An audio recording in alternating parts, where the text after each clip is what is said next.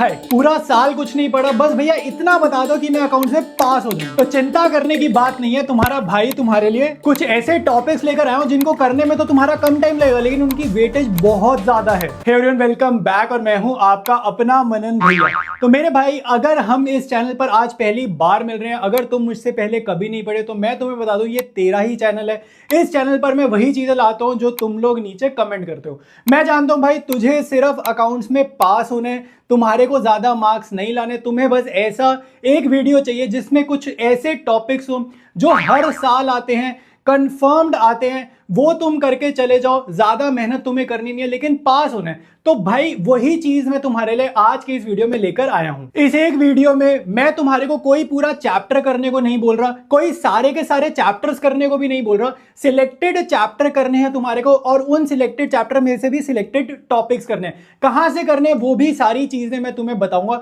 तो थोड़ा सा मुझ पर भरोसा रख लो, और मेरी ये गारंटी है कि तुम पक्का पास हो गए। ऐसा हो ही नहीं सकता कि अगर तुमने इस वीडियो को फॉलो करा और तुम फेल हो जाओ, ऐसा हो ही नहीं सकता। तो पास होने की गारंटी मैंने ले ली है। तुम्हारा काम सिर्फ इतना है भाई, अकाउंट्स को एक रिटन सब्जेक्ट की तरह समझो। जो भी टॉपिक्स मैं बता रहा हूं, इनकी रिटन प्रैक्टिस कर लेना घर पे, ऐसे रीडिंग मत लगाना, नहीं तो भाई मुश्किल होता है। फिर तुम्हारे अकाउंट्स के सिलेबस में है 14 चैप्टर्स, तुम्हें सारे चैप्टर्स करने की कोई जरूरत नहीं है। सिर्फ 6 चैप्टर कर लो जो हैवी वेट चैप्टर्स है, ठीक है। कई बार क्या होता है, ज्यादा चैप्टर्स होते हैं, लेकिन ना कुछ चैप्टर्स में से बहुत कम मार्क्स का पेपर आता है, लेकिन कुछ चैप्टर्स ऐसे होते हैं जो हमारे हैवी वेट चैप्टर्स होते हैं। तो उन हैवी वेट चैप्टर्स को आप अच्छे से करके जाओ। पूरे चैप्टर नहीं करने, ठीक है, पूरे चैप्टर नहीं करने, ये एक्सपेक्टेड मार्क्स हैं। 3 चैप्टर ये तुम्हारे को दिख रहे हैं, ये करने। 3 और बताऊंगा, और एक बोनस क्वेश्चन भी दे दूंगा, ठीक है। अगर इसको करने के बाद भी वक्त रहे तो वो बोनस क्वेश्चन भी कर लेना, उसके आने के भी चांसेस बहुत ज्यादा हाई रहते हैं, ठीक है। एक एक करके चैप्टर के साथ टॉपिक्स बताने वाला हूं, तो सारे टॉपिक्स सुन लेना, और कहां से करने वो भी मैं तुम्हारे को अभी बताने वाला हूं। तो सारा वीडियो बहुत ध्यान से सुनना। तो अब ध्यान से देखो भाई, जो इश्यू ऑफ शेयर चैप्टर ये 17 का है, ठीक है। इसमें से क्या कंफर्म आता है मैं तुम्हारे को बताता हूं। प्रो राटा का एक क्वेश्चन 6 मार्क्स में आता है, और प्रो राटा में से भी तुम्हारे को क्या करना है, 4 फीचर रीइश्यू, ठीक है। 3 एंट्रीज करते हैं, एक 4 फीचर की, एक रीइश्यू की, कैपिटल रिजर्व की। बोर्ड वालों का स्टाइल है, एक 6 नंबर का क्वेश्चन डालते हैं, उसमें ना 6 नंबर के क्वेश्चन में ना 2 पार्ट्स होते हैं, एक ही क्वेश्चन में 2 पार्ट्स होते हैं, ठीक है। ए और बी, और ए में भी 4 फीचर रीइश्यू, बी में भी 4 feature reissue, different different cases हैं। इसको आपने अच्छे से प्रिपेयर करके जाना है, कंफर्म आना है, कोई चांस ही नहीं कि ये ना है, ठीक है। बैलेंस शीट हर साल आती है, ठीक है। बैलेंस शीट जरूर पढ़ के चले जाना, ठीक है। और बैलेंस शीट में ना बहुत डिटेल में भी मैंने वीडियो बनाया हुआ है। आपको मैं एक बात बता दूं, बैलेंस शीट में यार, यहाँ प्रो राटा में ना तुम्हें ऐसा नहीं है तुम्हें बहुत अच्छे से करके जाना है, ऐसा नहीं हर एक क्वेश्चन तुम्हें करके जाना, ऐसा नहीं है मेरे भाई। इसके इजी टू मीडियम लेवल के क्वेश्चंस, बैलेंस शीट के भी नॉर्मल तुम्हारे को जो अपना कॉल्स इन एरियर है, 4 फीचर है, वहां तक का कर लो। मेरा कहने का मतलब है तुम बैलेंस शीट बना कर तो आना, ऐसा नहीं कि भाई छोड़ ही आए, भाई बिल्कुल ही छोड़ा कि मुश्किल टॉपिक है। इजी टू मीडियम लेवल के क्वेश्चंस इन दोनों के करके जाना। अगर मान लो भाई ये 6 का आ रहा है, 4 का आ रहा है, 10 का आ रहा है, तुम कुछ करके 5 तो लेकर आओगे उसमें। ऐसा थोड़ी है कि 10 में से 10 ही लेने, 5 ही ले आना तो भी पास हो जाओगे। क्योंकि मैं तुम्हारे को सिर्फ 26-27 मार्क्स का पेपर नहीं बता रहा, मैं तुम्हें 50 नंबर के आसपास का पेपर अभी शेयर करने वाला हूं। तो 50 में से आधा ही तो सही करके आना है तुम्हें, ठीक है। तो मेरी बात सुनते जाओ। एडमिशन चैप्टर से तुम्हारा कंफर्म्ड क्वेश्चन आता है, रीवैल्यूएशन पार्टनर्स कैपिटल। अगर रिटायरमेंट चैप्टर मुश्किल लग रहा है तो मैं आपको बता दूं भाई, हर साल एडमिशन रिटायरमेंट में चॉइस आती है 6 मार्क्स में, ठीक है। हर साल चॉइस आती है। तो रीवैल्यूएशन बना दो, पार्टनर्स कैपिटल बना दो, बैलेंस शीट बेशक छोड़ जाओ, ठीक है। बैलेंस शीट उनको करने की जरूरत है जिनको फुल लाने, ठीक है, वो करें भाई बैलेंस शीट। चांसेस ज्यादा यही है, पिछले कई सालों से बैलेंस शीट नहीं आ रही है, तो रीवैल्यूएशन पार्टनर्स कैपिटल करना। और इसमें ना एडमिशन चैप्टर में वैसे तो टोटल 3 एडजस्टमेंट है, इसमें से भी एक जो इंपॉर्टेंट है वो प्रोपोर्शनेट कैपिटल वाली एडजस्टमेंट इंपॉर्टेंट होती है। ये कौन सी एडजस्टमेंट है, जिसमें नया पार्टनर कितनी कैपिटल है वो मिसिंग होता है, वो हमें खुद फाइंड आउट करना होता है। ये वो वाली एडजस्टमेंट है, इसको जरूर करके जाना, ये वाली इंपॉर्टेंट है, ठीक है, इंपॉर्टेंट तुम्हारे लिए। नेक्स्ट है कैश फ्लो। कैश फ्लो में भाई साहब, अगर आपको पर्टिकुलर्स कॉलम की लैंग्वेज याद नहीं हो रही, आप अपनी लैंग्वेज में लिखो, ठीक है।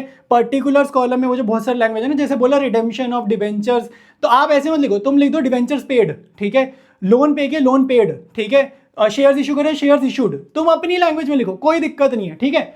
अब ध्यान से देखो, इसमें ना बहुत सारी एडजस्टमेंट है, और हर कोई बोल रहा है भाई कैश फ्लो मुश्किल है, कैश फ्लो मुश्किल है। भाई मुश्किल है तो क्या फर्क पड़ता है, पेपर में तो आसानी आता है। हर साल कैश फ्लो का लास्ट क्वेश्चन होता है तुम्हारे बोर्ड का, ठीक है। और हर साल बहुत इजी क्वेश्चन होता है, 3 से 4 एडजस्टमेंट होती है हर साल, उसमें से कोई एक कोई 2 पूछता है, ठीक है। तो कौन सी एडजस्टमेंट, टैक्स की एडजस्टमेंट करना भाई।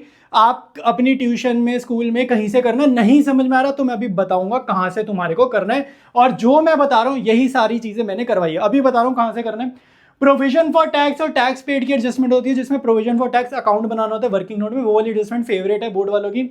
मशीनरी बेचने से रिलेटेड तुम्हारे पास 2-4 तरीके की एडजस्टमेंट होती है, जिसमें कभी एक्यूमुलेटेड डिप्रिसिएशन अकाउंट बनता है, कभी नहीं बनता, ठीक है। इन्वेस्टिंग एक्टिविटी से रिलेटेड है, ये बहुत ज्यादा हाई चांसेस है आने के।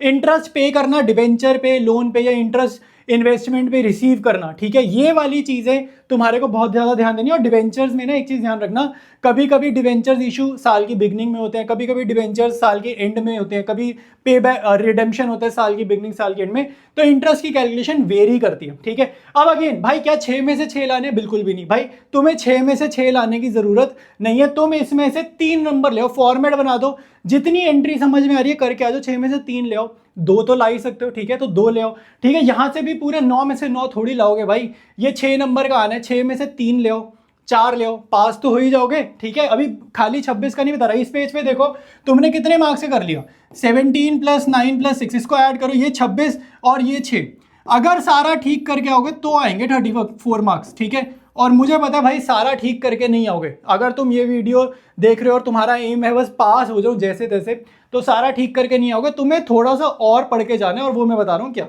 तो आगे बढ़ने से पहले एक चीज बता दूं भाई, अगर जो टॉपिक्स मैं बता रहा हूं तुम चाहते हो मेरे से ही पढ़ना, ठीक है, तुम्हें चाहिए कि मैं ही तुम्हें वो टॉपिक्स पढ़ाऊं, तो प्लेलिस्ट में चले जाना, 11 डे मैराथन, ठीक है, 11 डे 11 चैप्टर्स मैराथन तुम्हारे को मिलेगी। यहां पर स्क्रीन रिकॉर्डिंग मैं लगा दूंगा, ठीक है। वहां पे इन चैप्टर्स के मोस्ट इंपॉर्टेंट टॉपिक्स ही कराए, ठीक है। जो भी टॉपिक्स बता रहा हूं वो टॉपिक्स इन चैप्टर्स की वन शॉट वाली प्लेलिस्ट है, वहां से करके तुम जा सकते हो, पास 100% हो जाओगे, ठीक है। अब मैं तुम्हारे को बता रहा हूं अगले 3 चैप्टर्स के इंपॉर्टेंट टॉपिक्स, ठीक है, जो श्योर शॉट आते आते इनको कर लेना, ठीक है। अभी एक बोनस टॉपिक भी दूंगा, बोनस भी अगर करना हो तो उसे कर लेना, वरना इतना करके भी पास कंफर्म हो, ठीक है। पास होने की गारंटी, पास होने की अब टेंशन नहीं लेनी तुमने, ठीक है।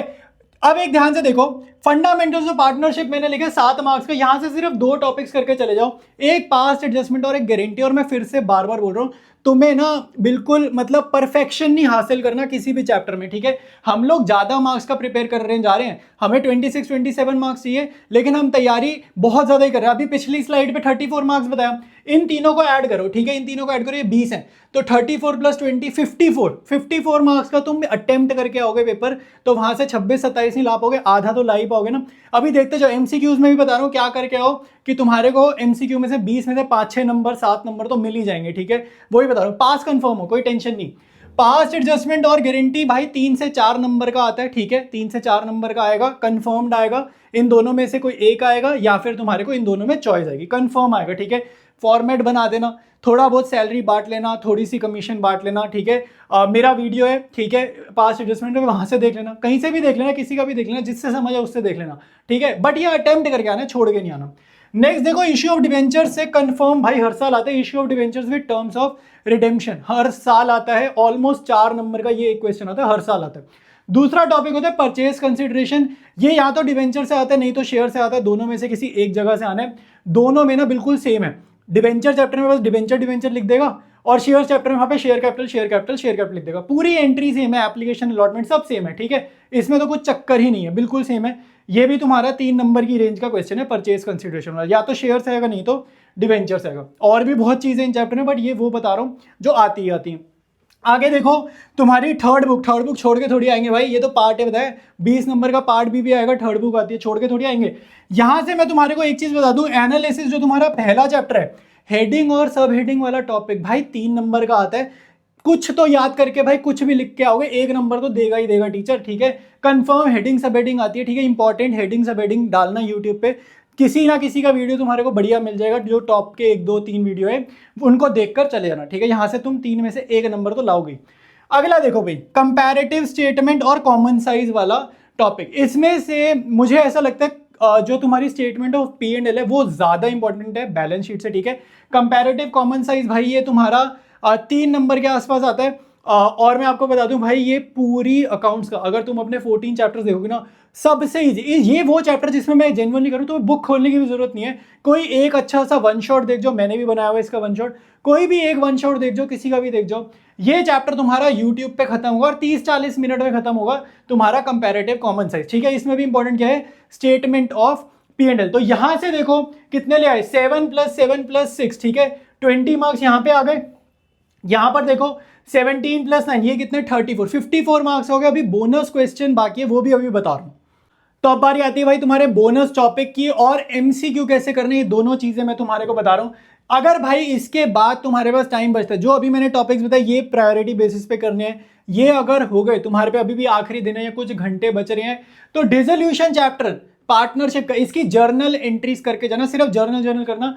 और मैं तुम्हें बता दूं भाई, जर्नल इसकी कॉम्प्लिकेटेड है, लेकिन ज्यादातर एंट्रीज बहुत आसान है। ज्यादातर एंट्रीज का आंसर पता है क्या होता है, कैश टू रियलाइजेशन, या फिर इसका उल्टा रियलाइजेशन टू कैश। अगर बिल्कुल मैं कह रहा हूं देख के भी नहीं गए, एक एंट्री भी तुम जर्नल एंट्री देख के ही नहीं गए, डिसोल्यूशन पढ़ के ही नहीं गए, अगर ये 6 नंबर का क्वेश्चन आ गया, तो 6 एंट्रीज का आएगा क्वेश्चन, या तो सारी की सारी लिख देना कैश टू रियलाइजेशन, या फिर सारी की सारी लिख देना रियलाइजेशन टू कैश, इसकी उल्टी एंट्री, लेकिन सारी सेम लिखना।